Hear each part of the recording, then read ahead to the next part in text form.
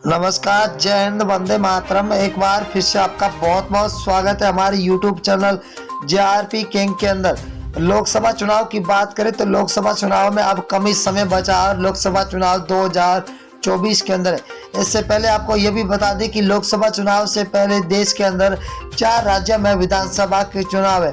अब विधानसभा के चुनाव ये नतीजा तय करेंगे कि क्या आपकी बार लोकसभा चुनाव के अंदर बीजेपी की सरकार बनती हुई नजर आ रही है या फिर विपक्ष मजबूत होता हुआ दिखाई दे रहा है। सबसे बड़ी अपडेट निकल के आ चुकी है सी वोटर सर्वे और फलोदी सट्टा बाजार एबीपी न्यूज की सबसे बड़ी अपडेट निकल के आ चुकी है। हम आपको हर विधानसभा की लोकसभा सीट के बारे में बताएंगे कि कौन सी सीट किस पार्टी को मिलती हुई दिखाई दे रही है। सबसे बड़ी अपडेट निकल के आ चुकी है। 545 सीटों का सबसे बड़ा आज तक का फाइनल ओपिनियन पोल सर्वे जारी हो चुका है। बने रहिए हमारे साथ और वीडियो को आप एंड तक। जल्द पहला राज्य है कर्नाटक, जहां पर बीजेपी को 8 सीटें मिलती हुई दिखाई दे रही है, तो कांग्रेस को 15 सीट, वही जेडीएस को 5 और बीएसपी को 0, तो कुल 28 सीटें। अगर कश्मीर की बात करें तो कुल 6 सीटें, जहां बीजेपी को 1, आईएनसी को 3, पीडीपी को 2 और एनसी को 0 यहाँ पर सीटें मिलती हुई दिखाई दे रही है। ये सीटों का रुझान 2023 का है और बहुत ही बड़ा रुझान निकल के आ चुका है। हरियाणा की बात करें तो हरियाणा राज्य के अंदर कुल 10 लोकसभा सीटें, जहां पर बीजेपी को 4, कांग्रेस को 5, जेजेपी को 0, तो आम आदमी पार्टी को यहाँ पर 1 सीट मिलती हुई दिखाई दे रही है। 2024 के अंदर लोकसभा चुनाव है। और दिल्ली की बात करें तो दिल्ली के अंदर लोकसभा सीटें 7 है। 7 में से बीजेपी को 2 सीटें मिल रही है, तो वही कांग्रेस को 4, आम आदमी पार्टी को 1 सीट मिल रही है, तो बीएसपी को यहाँ पर 0 सीट मिलती हुई दिखाई दे रही है, तो अदर के खाते में 0 जा रही है। अगर हम पंजाब राज्य की बात करें तो 13 लोकसभा सीट है, जहाँ बीजेपी को 1 सीट मिल रही है, वही कांग्रेस को 2 सीटें मिल रही है, तो आम आदमी पार्टी के खाते में 9 सीटें जा रही है और एसएडी को 0 सीट मिलती हुई दिखाई दे रही है। अगला राज्य है जहाँ पर मेघालय राज्य। मेघालय के अंदर 29 विधानसभा सीट है, जिनमें से बीजेपी को 12 सीट मिल रही है, तो कांग्रेस को 15, वही एसपी को 0, तो बीएसपी के खाते में 2 सीटें जाती हुई दिखाई दे रही है।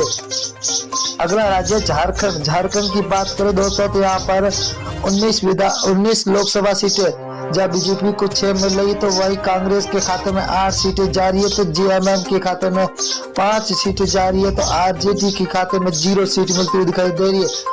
आंध्र प्रदेश राज्य की बात करें तो यहाँ पर लोकसभा सीटें 25 है। 25 में से बीजेपी को 8, वही कांग्रेस को 4, तो वाईआरएस को 10 और टीडीपी को 3 सीटें मिलती हुई दिखाई दे रही है, तो अदर के खाते में 0 सीट मिलती हुई दिखाई दे रही है। उड़ीसा की बात करें तो उड़ीसा के अंदर लोकसभा सीटें 21 है। 21 में से बीजेपी को 6 सीट, वही कांग्रेस को 9, बीजेडी को 6 सीट और एनसी को 0 सीट मिलती हुई दिखाई दे रही है। बहुत ही तगड़ा महाओपिनियन पोल निकल के आ चुका है। तमिलनाडु की बात करें तो यहाँ पर कुल 39 लोकसभा सीट है, जहाँ बीजेपी को 4, तो कांग्रेस को 5, डीएमके को 15, एएलए को 15 सीटें मिलती हुई दिखाई दे रही है, तो 0 खाते में जा रही है अदर के। अगर अब बिहार राज्य की बात करें तो कुल 40 लोकसभा सीट है, जहाँ बीजेपी को 12 सीट मिल रही है, तो वही कांग्रेस को 5 सीट, आरजेडी को 15, तो जेडीयू को 8 सीटें मिलती हुई दिखाई दे रही है, तो अदर के खाते में 0 सीट मिलती हुई दिखाई दे रही है। अगला है राजस्थान। राजस्थान के अंदर कुल लोकसभा सीट है 25 में से बीजेपी को 10 सीट है, तो कांग्रेस को 14 सीट, वही आरएलपी के खाते में 1 सीट जा रही है, तो आम आदमी पार्टी को यहाँ पर 0 सीट पर संतोष होना पड़ रहा है, तो अंदर खाते में 0 सीट। उत्तर प्रदेश की बात करें तो कुल 80 विधानसभा सीटें है, जहाँ बीजेपी को 32, वही कांग्रेस के खाते में 14, एसपीआई के खाते में 27, बीएसपी को 2 सीटें, वही अदर के खाते में 5 सीटें जाती हुई दिखाई दे रही है। अगला राज्य है उत्तराखंड। उत्तराखंड के अंदर 5 लोकसभा सीटें, जिनमें से बीजेपी को 3 सीट, वही आईएनसी को 2, तो बीएसपी को 0, आम आदमी पार्टी के खाते में 0 सीट मिलती हुई दिखाई दे रही है, तो यहाँ पर अदर के खाते में भी 0 सीट जाती हुई दिखाई दे रही है। पश्चिम बंगाल की बात करें तो कुल लोकसभा सीटें 42 है। 42 में से 17 बीजेपी के खाते में जाते हुए दिखाई दे रही है, तो वही आईएनसी को 0 सीट है, तो टीएमसी को 25 सीट है, सीपीआईएम को 00 सीट मिलती हुई दिखाई दे रही है। आंध्र प्रदेश की बात करें तो आंध्र प्रदेश के अंदर लोकसभा सीटें 2 है, जहां पर बीजेपी को 1 सीट मिल रही है, तो यहाँ पर कांग्रेस के खाते में 1, एसपी को 0, तो बीएसपी के खाते में भी 0 सीट जाती हुई दिखाई दे रही है, तो अदर के खाते में 0। अगर हम मेघालय की बात करें तो मेघालय के अंदर लोकसभा सीटें 2 है। 2 में से बीजेपी के खाते में 0 सीट, 1 सीट जा रही है, तो वही कांग्रेस को 1 सीट मिल रही है। तो एसपी को 0, तो बीएसपी के खाते में भी 0 सीट जाती हुई दिखाई दे रही है। अगला राज्य है जहाँ लक्षद्वीप है। लक्षद्वीप के अंदर लोकसभा सीट 1 है, वही 1 कांग्रेस के खाते में जाते हुए दिखाई दे रही है। तो बीजेपी को यहाँ पर 0, एसपी और बीएसपी के खाते में भी 0 सीट जाती हुई दिखाई दे रही है।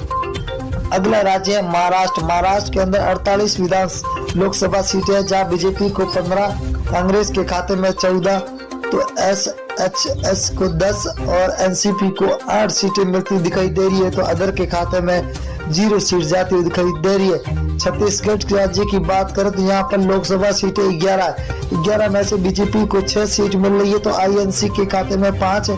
आम आदमी पार्टी को 0, बीएसपी को यहाँ पर 0 सीट मिल रही है, तो अदर के खाते में भी 0 सीट जाती हुई दिखाई दे रही है। तेलंगाना की बात करें तो कुल 17 लोकसभा सीटें, जहाँ बीजेपी को 3 सीट, वही कांग्रेस को 5, तो टीआरएस को 7, एआईएम को 2 सीटें मिलती हुई दिखाई दे रही है। बहुत ही बड़ा तगड़ा झटका लगता हुआ दिखाई दे रहा है आपकी बात। अगर केरल की बात करें तो केरल के अंदर 20 विधान लोकसभा सीटें, जहाँ बीजेपी को 1 सीट मिल रही है, तो कांग्रेस को 10 सीटें, वही एलडीएफ को 9 सीटें मिल रही है, तो यूडीएफ को 0 सीट मिलती हुई दिखाई दे रही है। तो अदर के खाते में 0 सीट जाती हुई दिखाई दे रही है। असम राज्य की बात करें तो कुल 14 सीट है, जहाँ बीजेपी को 7, को कांग्रेस को 6, एआईयू को 3 और अदर के खाते में 0 सीट जाती हुई दिखाई दे रही है। बहुत ही बड़ा तगड़ा झटका सभी को मिलता हुआ दिखा। गुजरात की बात करें तो कुल 26 लोकसभा, जब बीजेपी को 12, कांग्रेस को 6, तो आम आदमी पार्टी को 8, बीएसपी